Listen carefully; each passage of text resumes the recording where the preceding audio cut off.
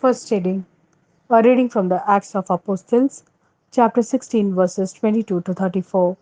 The crowd joined in and showed its hostility to them. So the magistrates had them stripped and ordered them to be flogged. They were given many lashes and then thrown into prison. And the gaoler was told to keep a close watch on them.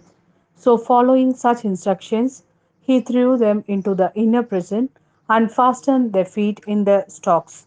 In the middle of the night, Paul and Silas were praying and singing God's praises while the other prisoners listened. Suddenly, there was an earthquake that shook the prison to its foundation. All the doors flew open and the chains fell from all the prisoners. When the gaoler woke and saw the doors wide open, he drew his sword and was about to commit suicide, presuming that the prisoners had escaped. But Paul shouted at the top of his voice, "Do yourself no harm. We are all here."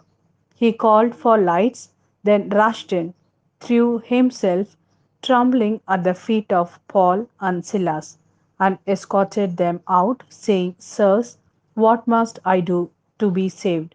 They told him, "Become a believer in the Lord Jesus, and you will be saved, and your household too." Then they preached the word of the Lord to him and to all his household. Late as it was, he took them to wash their wounds and was baptized then and there with all his households. Afterwards, he took them into his house and gave them a meal, and the whole household celebrated their conversion to believe in God. This is the word of Lord. Thanks be to God. A reading from the Gospel according to John, chapter 16, verses 5 to 11. But now I'm going to the one who sent me. Not one of you asked, 'Where are you going?' Yet you are sad at heart because I have told you this. Still, I'm telling you the truth.